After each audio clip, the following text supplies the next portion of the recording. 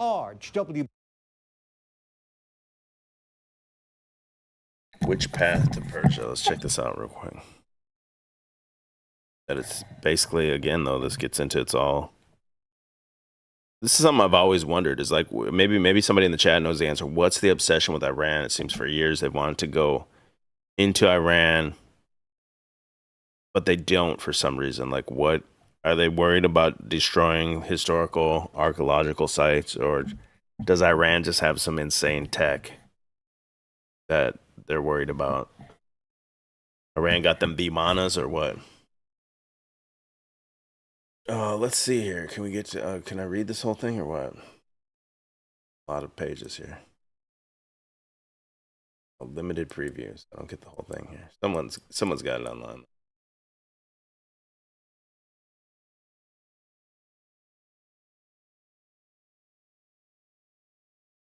Chapter 5. Let me in chapter 5 real quick.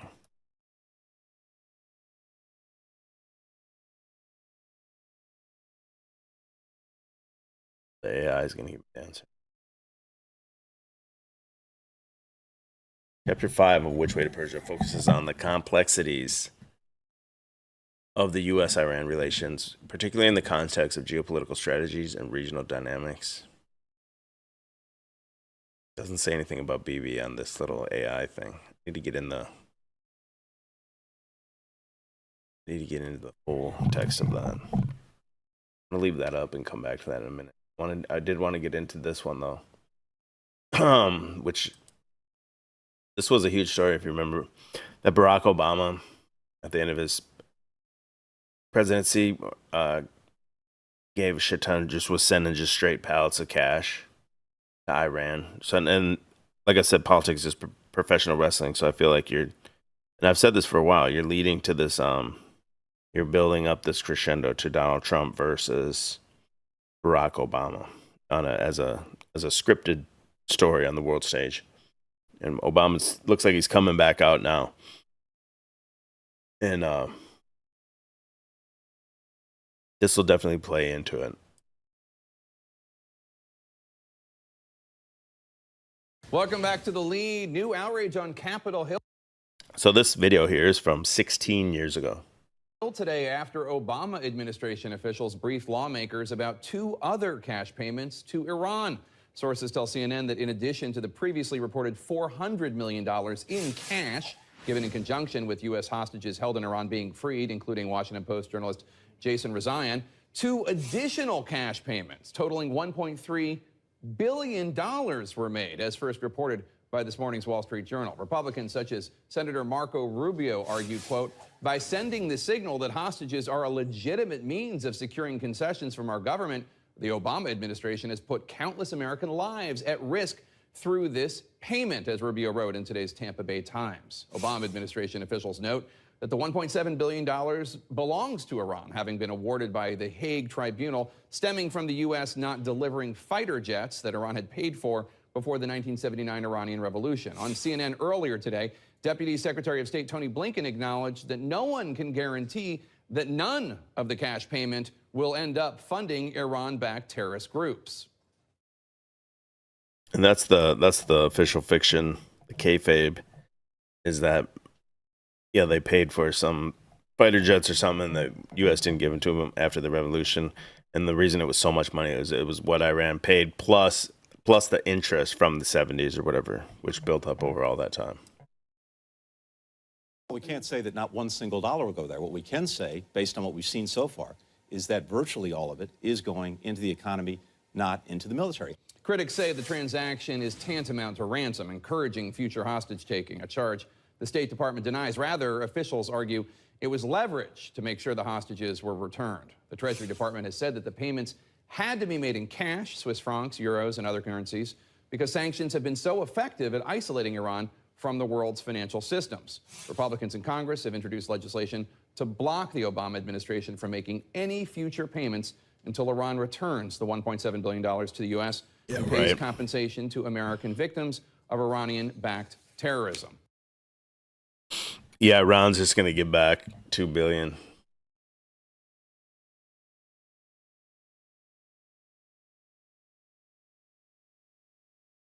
So this one this is on straight off BBC. It says, never forget Barack Obama funded Iran's nuclear program. He knew exactly where those funds would go. The United States and Iran are now settling a long-standing Iranian government claim against the United States government. Iran will be returned its own funds, including appropriate interest, but much less than the amount Iran sought. For the United States, this settlement could save us billions of dollars that could have been pursued by Iran, so there was no benefit to the United States in dragging this out. Damn. I'm Christina Aguayo in Dallas, and here are your top stories. Just before Obama left office, he sent $1.7 billion in cash to Iran. The money was delivered in actual cash, stacked on pallets and flown into the country. It happened in January 2016 when Obama authorized the transfer of the money to the nation known for sponsoring terrorism. The funds were allegedly part of a long-standing financial obligation stemming from a pre-1979 agreement.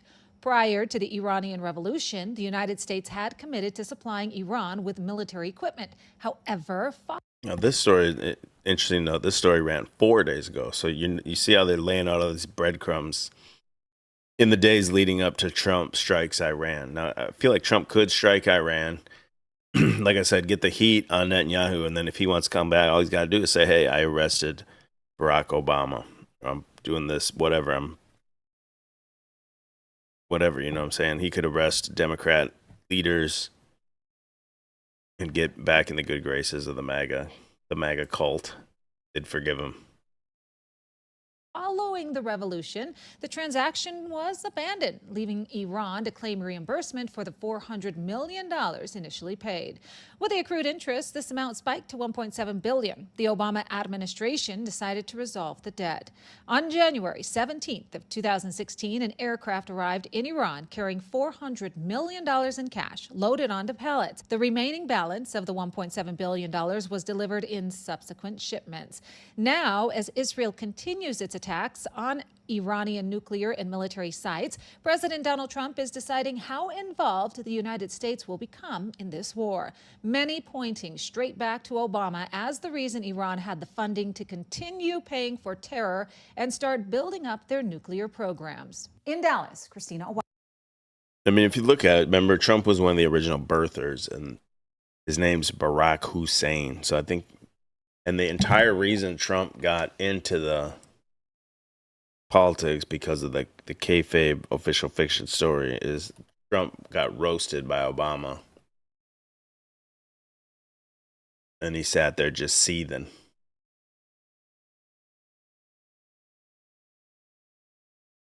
I haven't really done anything differently. So it's odd.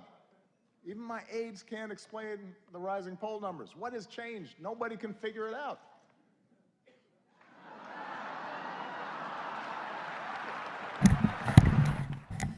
Well, it was all laughs last night. That's not the same one. That was after Trump already get in.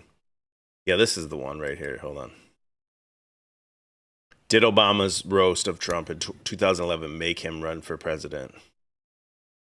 If you're watching a story here, if you're watching WWE, this was the setup for it. And you got to remember, just like WWE, and just like here in real life, that Trump and Obama behind the stage, they're drinking beers together. They're laughing it up. They're playing a game. They're running game on the people here. BFFs.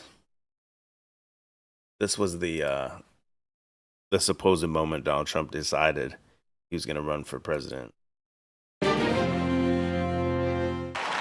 Is this the moment Donald Trump decided to run for president? Donald Trump is here tonight. The year was 2011. The place, the White House Correspondents' Dinner. Trump and his wife Melania were guests at the glittering affair for the Washington elite. It started pleasantly enough. Trump got a friendly greeting from actress Scarlett Johansson. But inside, it was another story. President Obama started mocking Trump mercilessly, mainly for the role Trump was playing in the birther movement that questioned whether Obama was really born in America. No one is happier, no one is prouder to put this birth certificate matter to rest than the Donald. And that's because he can finally get back to focusing on the issues that matter. Like, did we fake the moon landing? What really happened in Roswell? And where are Biggie and Tupac? Obama didn't hide his utter disdain for the reality TV star. Obviously, we all know about your credentials and breadth of experience. For example, no, seriously, just recently, in an episode of Celebrity Apprentice, you, Mr. Trump, recognized that the real problem was a lack of leadership. You fired Gary Busey. And these are the kind of decisions that would keep me up at night. The insults didn't stop with the president. Listen to comedian Seth Meyers, the evening's guest host. Donald Trump has been saying that he will run for president as a Republican, which is surprising since I just assumed he was running as a joke. Trump's reaction says it all. If looks could kill. Now the New York Times says that evening of public abasement accelerated his ferocious efforts to gain stature within the political world. C-SPAN political editor Steve Scully was there. How did Donald Trump look? Was he upset? It was clear that Donald Trump was not happy. He bolted for the exits before the other people could leave the Washington Hilton. Music mogul Russell Simmons. Like a Tower of Babel behind that dude right there. Hilton. Music mogul Russell Simmons, founder of Rush Card, was sitting at a table near Trump. So I'm sure he was hurt by it. I'm sure he kept a good face on. Dude had the Om necklace, and if you look behind him, he's got the Buddha behind him. Oh, no, he didn't, act like a child. He's capable of acting like a child. He didn't act like a child. Now, Donald Trump may be having the last laugh. So if he knows he's got some ace up his sleeve, like he's gonna arrest Obama or press some charges on him or whatever, I mean, he can do this missile, and then that's his little get out of jail free card for MAGA.